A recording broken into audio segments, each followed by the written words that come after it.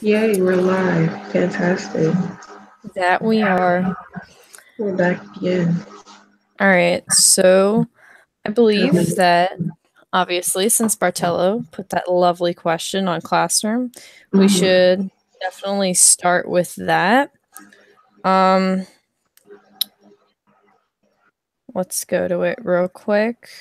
Let's go.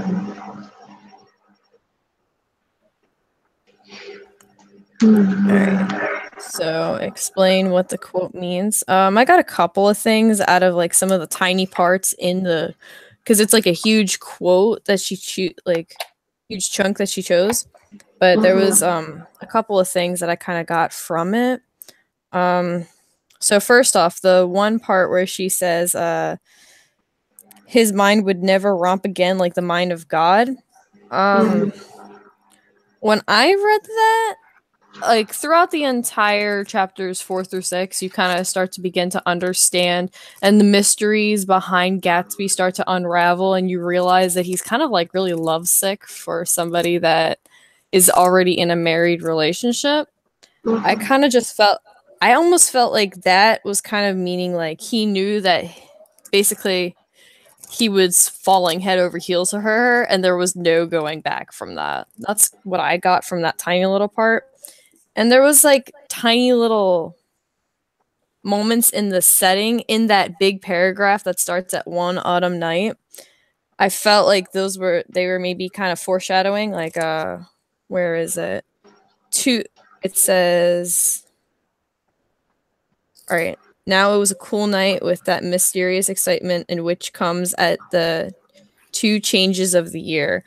I kind of took that because it's two changes of the year kind of felt like a shift, and I almost kind of felt like that maybe symbolized like a shift in their relationship, like because Gatsby and Daisy go from being super close to each other to no longer being close to each other, and Daisy's now with another man. What did you guys get from that? So, With actually, oh, go ahead. so when I was reading it, I saw that like when he said,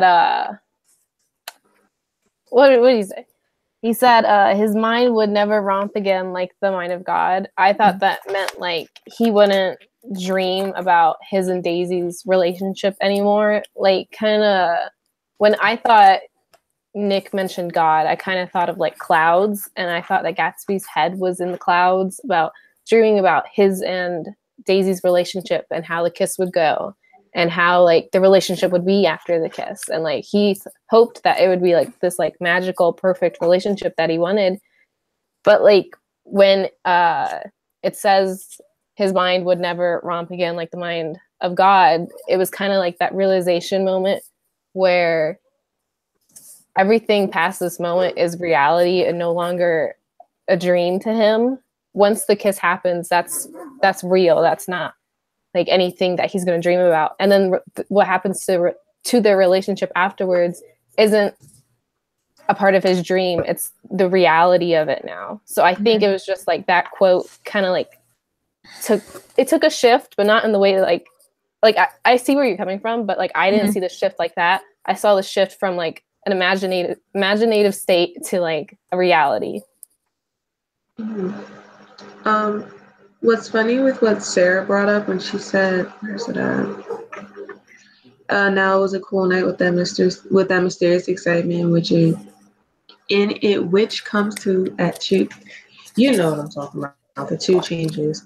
When you mentioned how it's like a shift in their relationship, I also felt like that could be a potential shift in Daisy's point of view, because from reading it, we all know she's a gold digger and she's like obsessed with financial security. I can't say that. So I feel like after kissing Gatsby and like kind of realizing the type of person that he is and like what he could be in a situation where they were in a relationship, I feel like she kind of finally realizes what she has to offer with him or what he has to offer, and that could spark something in the near future. Like maybe he could or she could leave the person that she's with now to be with him instead and like actually focus on the content of his character rather than his like financial status. Mm-hmm. So, Do you think that coming from that statement, do you think that Gatsby mainly became rich to gain Daisy's love then? Oh, definitely. Yes, absolutely. That is the only I feel like that's the only reason why he really wanted to become rich, which is probably why he's like kind of sort of unhappy. Like I get this unhappy vibe from him. It's like he wants love so bad to the point where he's really willing to change the type of person that he is in order to like gain this girl's love, which shows how much he really loves this girl, to be honest. Now, it says about with what was that one guy's name? Cody. That guy Cody was really rich and Gatsby at one point wasn't, and he always hung around with Cody. I think I'm pretty sure part of his admiration for Rich definitely came from Cody, because ever since he saw Cody, Gatsby had this thing where he wanted to like achieve the American dream, and he had this obsession with being rich. And I think that also ties in a little bit to why he wanted to be rich, but I think Daisy may have like topped it off on the cake a little bit.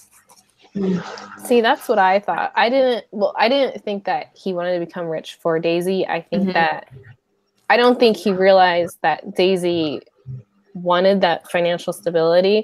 I think he wanted to become rich because he saw Cody's life and like how well he lived. I think the whole like he can't have Daisy because he couldn't have Daisy because he was rich, and now that he is rich, he can't have Daisy. I think that was the author's like kind of like view on the American dream, and like all these people were becoming rich, but they were still like partying and like getting drunk and like still doing drugs and all these bad things. And I felt like he kind of made a statement about the 20s by having these characters being rich, but also having like their own problems. Are we good with this question, or do you want to kind of talk about like the development of the characters, particularly or specifically Gatsby in this case? Yeah. I think we can move on. Yes. Okay. So Wait, actually, Gatsby, continue. Actually, are you sure? Yeah. Okay. I'll bring it up later. Okay. So with Gatsby, I feel like within a short amount of time, his character actually grew. Like the more we read into it, the more like we find out, even if it's just like a little bit. Like, I don't know. For example, I think it was in what chapter was it? It was chapter 4 or chapter 5, where Gatsby wasn't paying attention to the speed limit and gets pulled over. Y'all know what I'm talking about? I think that's chapter 4. Yeah. So the fact that he was not paying attention to the speed limit kind of reminded me of how careless the rich were, which is kind of why I got that vibe that he was rich in itself, because it's just like he seemed like he didn't really care. And then when he showed like his license or like a little card to the officer and they just automatically let him go, like, I don't know, for some reason that gave me like a cocky vibe, like, oh yeah, like, you know who I am, like I'm above everybody, like you don't have to treat me like a regular citizen. Like you treat me like a king, like I do whatever I want, kind of deal. So I kind of got that vibe from him in chapter 4. Like y'all understand what I'm saying? Yeah, I know what you mean. Okay. Constant throughout this book with social class and richness and entitlement, and I think the whole theme of that social division also kind of ties in later on. I think it happens in chapter 6, where that one couple, I apologize, I don't quite remember their names, but they were asking Gatsby and Tom and Nick if they wanted to come to their house, but the social indications were implying that they were only really doing that to be polite.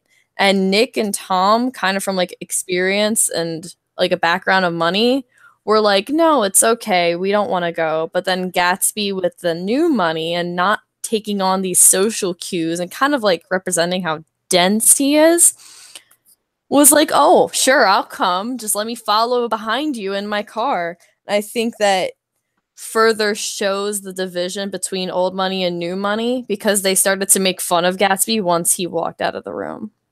Mm-hmm.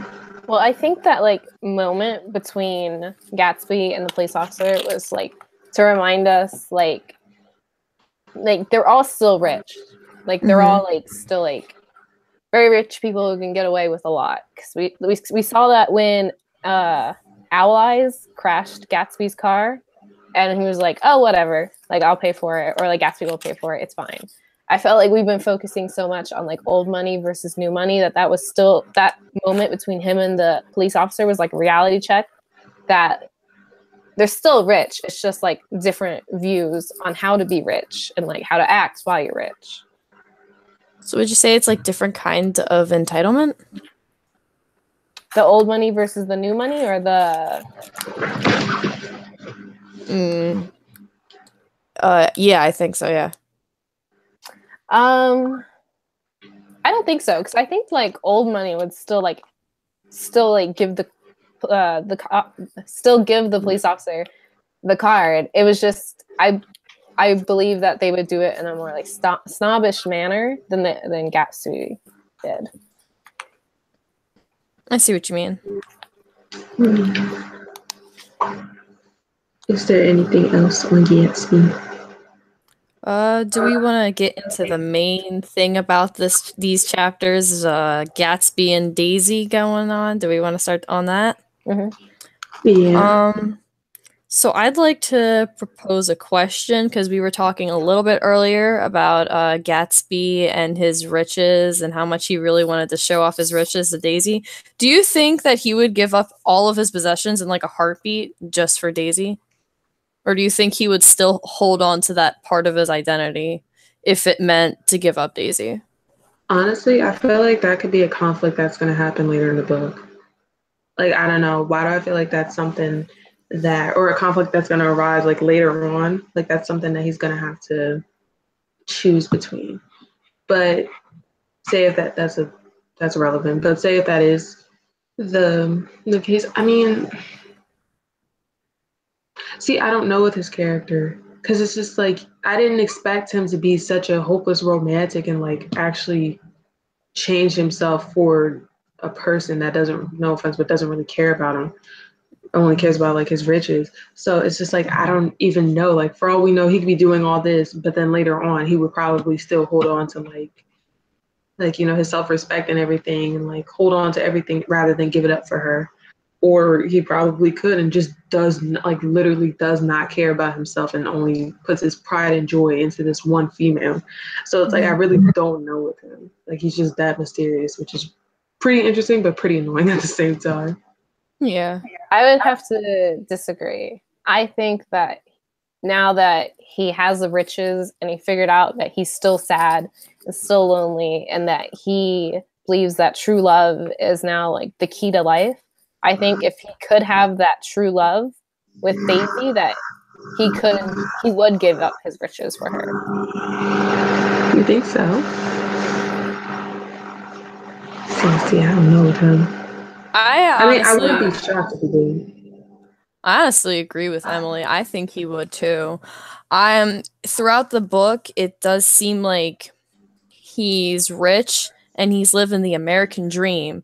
And he almost seems to be putting on like a facade for others to see how happy he is. But as you get to know him as a character, you start to realize how much he is so in love with this one girl. He's like practically having mental breakdowns because of an awkward moment. He was acting like a high school girl being in a room with her crush for the first time when he encountered Daisy. He walked off and he was like, oh my god, I messed everything up. Everything was wrong. Oh my god, I messed everything up. Everything, you know? So I think that if he had the chance to get rid of all of his riches to be with this woman, I do truly think that he would. See, now that you're like breaking it down like that, I can see why he would do that. I'm actually leaning more towards that now. That makes more sense. Yeah. I was gonna say something about Daisy, like an ironic factor about her. Well, why are you thinking of that? I had this like question and I wrote it down because I was like, wow, I felt really scholarly when I thought of it. So In chapter 5, Nick reflects on Gatsby's and Daisy's situation, stating on page 95, almost 5 years. There must have been moments, even that afternoon, when Daisy tumbled short of his dreams, not through her own fault, but because of the colossal literally. Wait, you said 95? Yeah. Here, let me go to that page and I'll point it out. I believe it's at the bottom. Paragraph, yeah. Okay. It's a paragraph right here. So it had gone beyond her, beyond everything. And I said, do you think Nick's assessment of Daisy is correct, or is Gatsby still right to believe that she's the same woman that he loved 5 years ago? Good question. Because like he was thinking while they were together, Daisy's not the same woman that she would be 5 years ago, because now she has the money, she has a baby, she has a husband. Why would she still be in love with Gatsby? Well, that begs the question, why would Tom be in love with Mrs. Wilson despite the fact that he has a child and a family, yet they're still going off secretively or without Daisy to be in an affair with their relationship? So I feel like both Tom and Daisy aren't necessarily a perfect happy relationship. You get what I mean? Like, if they were truly in love with each other, and that one moment when Nick called and was like, don't bring Tom, and she's like, oh, who's Tom? I feel like she really would have just been really sketchy on that. Like, why can't I bring my husband? But I think that Daisy might still hold some sort of feeling towards Gatsby. Not necessarily super strong feelings, but I do feel like there are still some feelings there. Like, why would she have been crying looking at Gatsby's t-shirts if she didn't have any feelings? If she didn't have any remorse for him, she definitely wouldn't have gone to the house with them. See, I don't know about that, given the fact of her character. Because it's just like, we have to remember Daisy is like after money. Like, that is her main goal, is to get money. So when I saw her crying over Gatsby's like shirts, I didn't see her crying over like having feelings for Gatsby. I see it as her crying over what she wished she could have had in the past. Yeah. Like, you know what I'm saying? So it's just like, I feel like Gatsby would be more, he rubs me off as like a naive character and wants to like believe something else, when in reality it's like a whole different ball game. Yeah, definitely. So it's like, I don't know. He's Going naive in the back fact. No, continue. Oh, well, going back to like what Sarah said about like like Daisy's and Tom's, like, I would say affairs, because they're pretty like Daisy's pretty intimate with Gatsby, and like Tom, I felt like the difference between Tom and Daisy's is that Tom's just doing it purely because he has the power to, and Daisy's doing it because she's remorseful about like her past.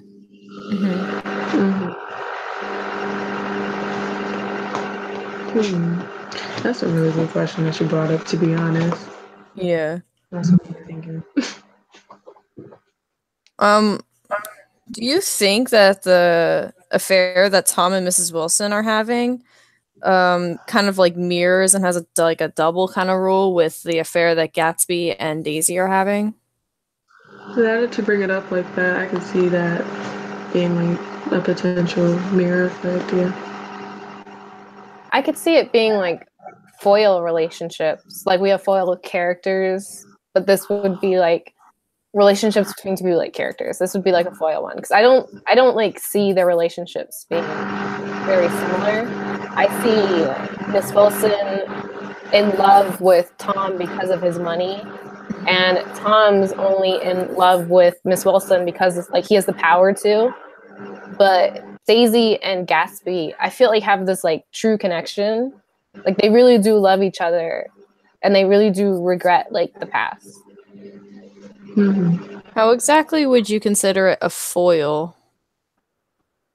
Did I use the right word? I like, you know how like characters like emphasize each other because they have that's foil. Okay, like, so a character emphasizes another character's like traits. I promise it's the right word. Okay, I just wanted to make sure. I was like oh no.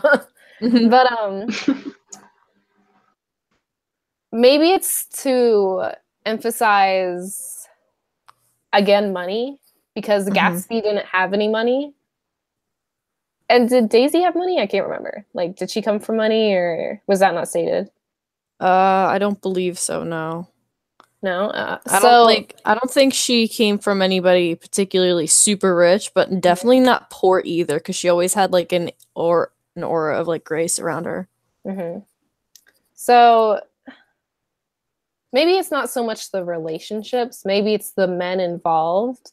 Because now that you say that, like, Daisy could have came from like an okay family, but they were still like still higher up financially. I think Miss Wilson, she came from like an okay family. I felt so those two women could be similar. It's the men that they're involved with. Maybe it's like the results of certain relationships. Like if you get yourself involved with a certain type of person, then this is how it could end up. Or maybe it could be like a reflection of relationships during a time period. Yeah. So. Do you think, because this is definitely coming from like a society where divorce is like extremely looked down upon, it's like practically forbidden. Like once you tie the knot with somebody, you're never to go towards anyone else. Do you think that a divorce would have happened between Tom and Daisy if they were to be in like modern society where like basically 50% of relationships end up in divorce essentially? And divorce is really not that big of a deal today as it would have been in the 1920s. Do you think they would have been divorced by now? Definitely. Unless they're really that unfaithful to each other to the point where they didn't care and would still be in the relationship. And other than that aspect, then yeah, I feel like they would definitely be divorced by now. I feel like both Daisy and Tom are too prideful to get a divorce. I feel like Tom's like old money status gives him like a lot of like pride and like a lot of like old values. So I don't see him getting a divorce. I don't see Daisy getting a divorce either. Just because like she has this baby and like she's very like family oriented. She's still involved with her husband even though he's doing these things. I don't see any evidence of her going through with a divorce. I think part of the reason why they're so prideful is because of the culture that they're living in. Because, like as mentioned before, divorce is one of those things in the 1920s. You don't divorce someone. Once you tie the knot, someone is done. You're going to be with that person forever, no matter what. So I think partially part of their pride comes from that type of culture where you're married to somebody and you stick with that person for the rest of your life. And I also do think that part of it, as you were mentioning, comes from the fact that they have money, because them rich people, they talk crap about each other. That'll spread around the grapevine, and they won't be looked at the same ever again if they get a divorce. Yeah, I agree. Yeah. Courtney, you want to talk about symbols now? Oh, yes, of course. Of course. You know how I love my symbols. Okay, so one of them I had to look up, so I'm gonna like search that up super fast. But as I'm looking that up, one of the main symbols that I saw was the rain when they were when Gatsby was about to meet like Daisy again. So with the rain, I remember when reading in the book that we had to read over the summer, like how to read literature like a professor. I remember that rain symbolized like rebirth and like renewal. So I felt like, given the fact that it was raining at that time and then he was trying to like basically show Daisy like, hey, I'm a new person, I felt like that kind of symbolized the rebirth of his like himself and also his attempt at renewing what they had, like what their relationship could be. That's interesting. Yeah. And then Emily, I don't know if you were going to bring this up or not, but I was going to bring up the clock. Was that what you were going to bring up or no? No, I wasn't going to bring that one up.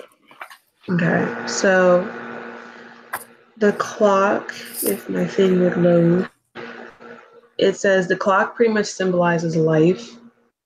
And so the fact that the clock broke, I felt like that kind of showed like time stopped in a way. Like, you know how when you see somebody that you really like, and then it's just like time stops. Like I kind of got that kind of vibe when the clock broke. So it's like life just stopped for a second, and he's just like, wow, I'm really standing in front of the person that I truly adore. So, and it says here, when the hands of a clock complete one cycle, they return back to the initial position. So I feel like him breaking it kind of just stops them there, so that way he can take it from there rather than the clock passing that cycle, like passing up an opportunity that he had. You know? Yeah. Yeah, definitely. I didn't get so much as a rebirth, like with the rain and the clock. I thought with those two like symbols together, I thought it was kind of like the death of their relationship. Like this is where it all stops, and that's why he symbolized the clock falling down and the rain. It was a very like sad, somber moment, and like this was kind of like their final moments together. This is the end, I guess, the end of time for them. Like, I don't know. Oh, that makes sense. I see what you're saying there.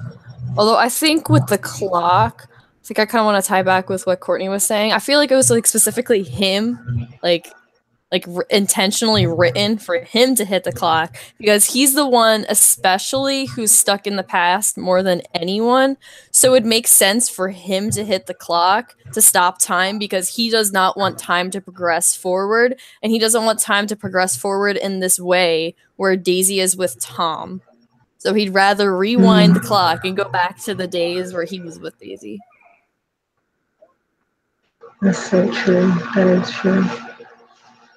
What else do I have in my notes here? Did anybody get anything from the shirts? Because I felt like they meant something, but I wasn't quite sure. I feel like the shirts just kind of symbolize his basically his finances. Basically, I didn't really get too much from them. I mean, unless y'all found something different, please inform me, because I feel like there's something important there that I'm just not finding. Well, I thought that like the shirts represented love and wealth, because Daisy was like crying into them, and she was we could say she was very like remorseful about like what happened in the past. And the shirts were very expensive, because like he's a rich guy, he's gonna buy expensive shirts. Yeah. So I thought like her crying into the shirts represented the wealth and love that she wants wealth, but she needs wealth, but she like wants love. And like crying into those shirts kind of symbolized how those two things can't really like happen for her now in the situation that she has now. Like she can't steal the shirts is what I mean. Yeah. Yeah. I think I get what you're saying. I feel like it could work the other way too. Because you said she wants love but needs money. I feel like she more so wants money rather than needs it. Like she wants money, but I feel like she low-key needs love, because I feel like maybe did they really talk about her past at all, or no? They didn't go as much into it. They did go into the wedding scene when she got drunk the night before the wedding, and she started crying, and then she started putting the letter that she got from Gatsby into the water, and it got into a little ball where she couldn't read it anymore. Yeah, because I feel like there's a reason as to why she's like this that we probably just don't know about, and that we could probably read or learn about in the future. Because with her relationship, she's so focused on like being financially stable, which kind of gives me the vibe that she came from like a poor upbringing, and so which led her to live like a miserable life. So I feel like she doesn't want to go back to that, especially with somebody that she loves. But I feel like she's so focused on that she needs to like accept love and like actually give love out in order to make the relationship like last and make it work. Like, you know what I'm trying to say? Yeah. Mind if I add something? Sorry. No, that's okay, sorry. You mind if I add something to that? I kind of want to disagree with that. I think that Daisy's like a little focused on the money because she's trying to look for anything good in the relationship at this point. Because I think that their marriage was doomed from the start based on the night that she got drunk. Because I think because at that point she was getting married, it felt like that there was no turning back. There was nothing that was going to change anything. It's tied. There's no turning back. She's getting married.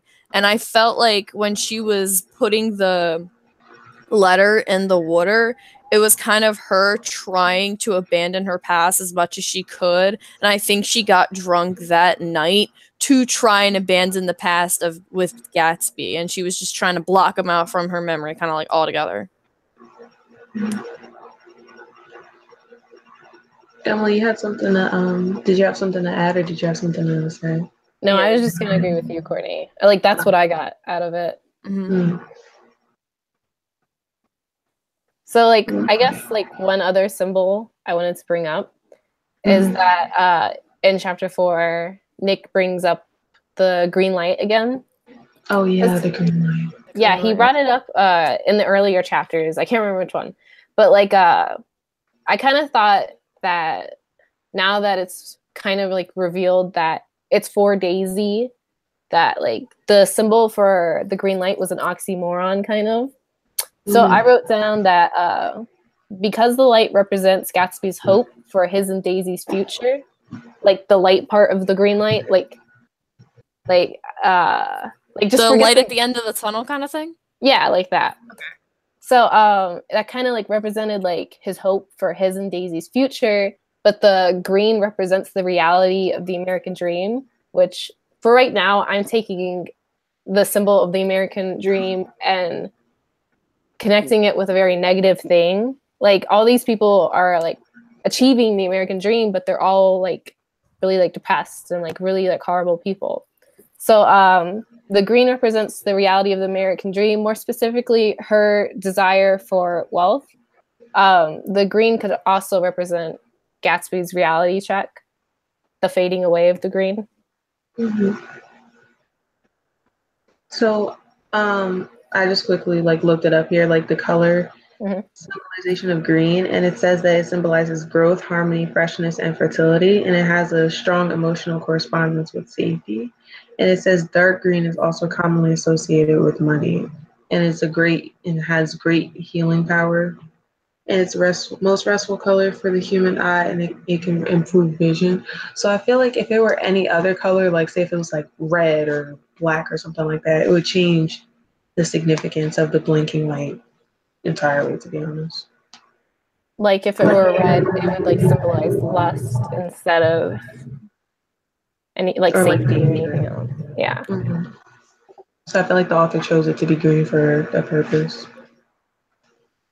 He probably kept the color green in mind. I think I can agree with you with that. And I feel like there's definitely much more of an emphasis on the symbol that you brought up, because especially in chapter 1, he was trying to reach out to it and he started shaking as he was reaching out to it. So it just makes a lot more sense like that. You brought something really good up, Emily. Cool. How long have we been going? Oh, sorry. So it's 9:11 now. And we started at 8. We started like 8:38. Yeah, 8:38, 8:37. Do we want to wrap it up here? Yeah, we can. If any of y'all have anything else to say, because I'm all running out. I think this is a good note to end it on, because Emily brought up a really good point. Okay.